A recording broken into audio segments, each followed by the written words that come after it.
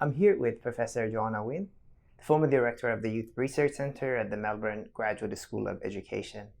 Thank you very much, Johanna, for giving me the time for this interview today. If I may start by asking you about the meanings of transitions. What do we mean by transitions? Thank you. Yes, I'm happy to start with trying to give a bit of a sense of what transitions means in the education space, and I'm very pleased to have the opportunity to share some of this with you and your students, Babak. So, what we mean by transitions is actually many things. That's one of the challenges. But in educational settings, it actually covers the area of school to work transitions. It also covers the area of early childhood into foundation years of school transitions, which is a big area, and actually every other level of trajectory through the education system that young people, children and young people make, even transitions from one year level to another. And it's an area of challenge for children and young people because there's now increasing knowledge about the kinds of expectations that we have of children at each level and young people, and it's a challenge for teachers, and it's a real focus for policymakers and researchers, obviously. So as I go on to talk about some of these things, I hope that it dawns on everyone that the simple word transitions, which is just a word for trajectory, is actually very loaded in an educational setting and post-education as well in terms of youth policy. My second question is about the importance of transitions and transitions studies. What makes transitions an important area of research and policy? It has huge significance in policy and research and in practice because it focuses on the very difficult task that is placed before educators and policymakers of ensuring that all young people progress as well as they can through all these different levels of the system and beyond. I have to say, it has also spawned a massive industry that of people and professionals who have various forms of knowledge that they can use in various authoritative ways to talk about the nature and rate of progression and development that is wanted, that is normal, that is acceptable, and what is problematic. And here we begin to see where the whole process is quite fraught. There are various tests and indicators that are used to measure individual children's and young people's rate of progress against many criteria and many dimensions of life. And of course, it is important to be able to identify problems so that those who are experiencing not quite so optimal progression status or who have problems can be addressed. There can be some intervention. But it is also problematic because transition refers to so many aspects of children's lives, and sometimes one dimension can overwhelm and overshadow others. So, for example, we have academic, we have social and emotional dimensions of development. We have physical. And while it is very tempting to define some dimensions as normal and others as risky, which is a big temptation within education, research is showing that the range of normal is very wide, and it can be harmful to label children or young people against too narrow a measure. So here we have the very, very, very complex task of any classroom teacher in the middle of this, trying to do the absolute best they can for every child. So it is an important area of research because, of course, more research is needed to understand how to bridge these different dimensions of transition and standards of what is wanted and expected, and how to address that. You've done extensive and valuable work in the areas of children and youth transition studies over the last 30 to 40 years. What are some of the insights from your own research work in relation to children and youth transitions? I'm happy to share some insights of research on childhood and youth. And before I go much further, I want to hold up this book to the camera and to recommend it because it does contain many interesting treatments of this topic across childhood and youth. And for those who are not aware, I have been for many years involved in a big transition study, which is actually of transition beyond school. It's beyond school and into the rest of life, but it has raised many questions that are relevant across the board. The study I've been involved in is called Life Patterns, and the Youth Research Centre's website contains a lot of references to it and a lot of information about it, including reports. But it basically has been tracing one cohort of young people and to look closely at the things that mattered in leaving school and then going through into life. The first cohort left school in 1991. I don't know if many people can remember how long ago that is, but now these people are in their 40s, late 40s. And then it also tracks another cohort who left school in 2005 and 2006. They are now in their early 30s, and we continue to trace the kind of progressions they make, how they use education, what kind of a world are they grappling with. Because the question of transition also involves the question, what are we preparing young people for? If we're looking at research on the kind of social and emotional needs that children have and the kind of things that will be functional, it's not just functional for the world we have known. It is also asking the question, what is functional and optimal for the world they are going into? Not the world teachers have gone into, because that is the past. And so the question of transitions moves that through. And I can give some examples actually that might be of real interest about research on children. It comes out of the handbook.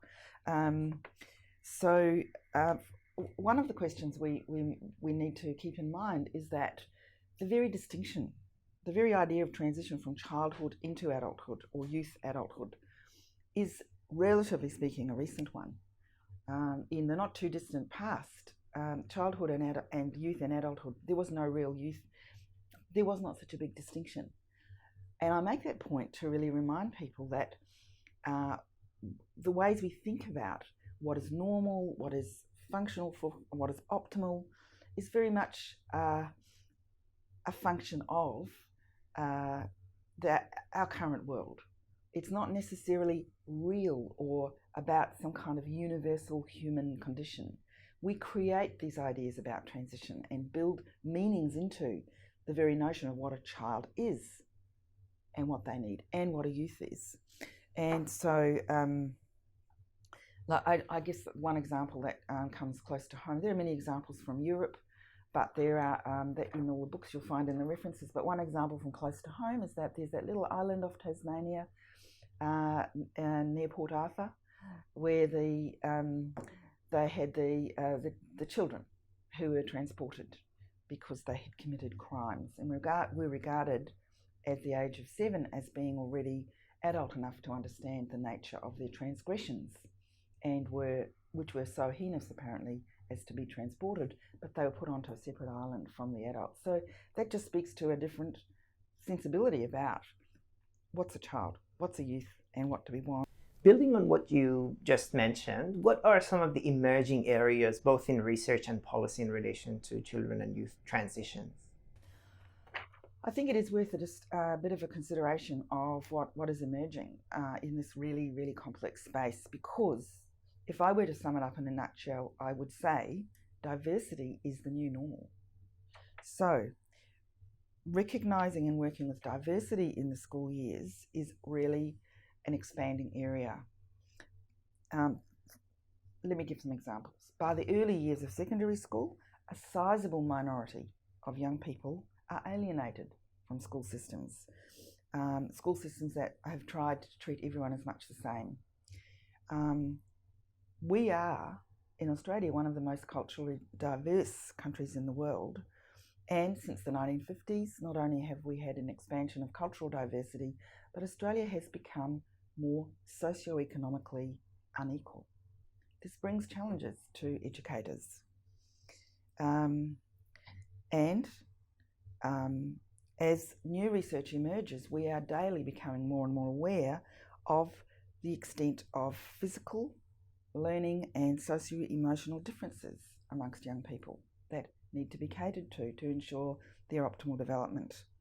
Normal differences occur across our population, such as autism, and in older children there is increasing awareness of the existence of depression, anxiety and other health issues.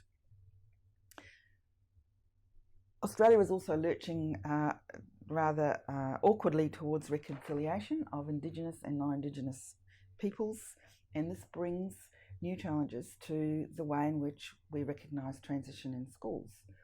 And not to mention also the recognition of LGBTI, young people's range of sexualities is also a matter for schools and of course a political issue. So I would say these are all areas that are daily generating new research that maybe some of which is uncomfortable for schools to deal with, but it is actually part of the recognition of who the learner is at every stage of their development and brings new nuances to understanding what will really meet their needs to be able to progress in the optimal way through the school system and be successful. So I think these are really important things to keep in mind. And what role do you think teachers can play in facilitating the successful transition of children and young people, especially those children and young people who have special needs or they are from marginalized backgrounds? Okay, so the question of what role can teachers play is, of course, the big question here. Teachers are incredibly important. They probably have never been more important. And I would ask you yourselves to think about teachers who have been important to you. You know, there have been some teachers who've made a huge difference in a positive way, and there have been teachers who've also made a difference in a not a good way. We can all list those. So think about that.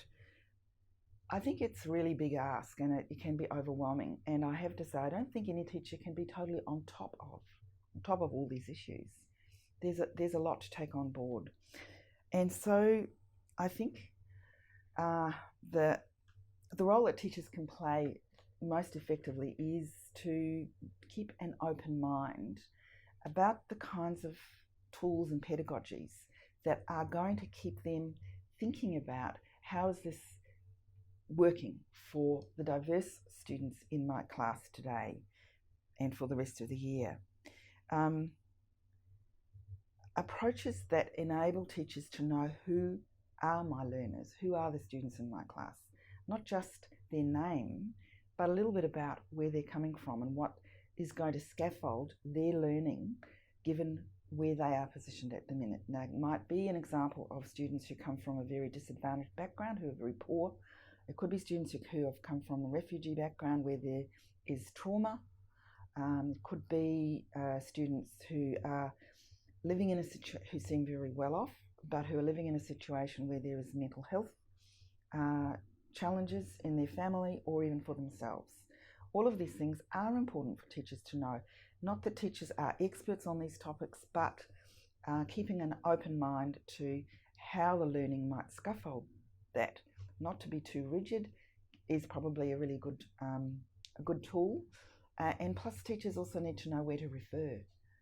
There is a lot of help available increasingly for students who have special needs, and it's something where teachers make a call as to whether that's something they can use to get extra help. And finally, what would be the advice that you would give teachers who are entering the profession or who have been in the profession and who will deal with students who have special needs and circumstances? Thinking about what any one teacher can do or think about doing, especially at this point where people are preparing to go into teaching, no one person can be on top of everything. And so getting an insight, a deep insight into one area can be a very, very good thing to do, because there's no way it's not going to help you in other areas to be sensitive to what it means to be a little different. And the other advice I would have is to maybe eradicate the word normal or average from your repertoire, because there is so much diversity. Even those who can conform to the expectations of the everyday classroom in ways that draw no attention to themselves, even though students will have areas where they might benefit from special consideration or special help. So it's not saying teachers have to be all things to all people, but to actually take up an area. It could be about autism, it could be about young people from disadvantaged areas. I know there are many programs that are already going on in schools that support students who don't find the regular classroom a safe or happy place to be. I think Babak will probably be able to talk about some of those. These are all things that just have a little bit of extra knowledge can be very, very helpful, and really underpin the importance of knowing who your learners are. Thank you very much, Johanna. It has been a great pleasure talking to you.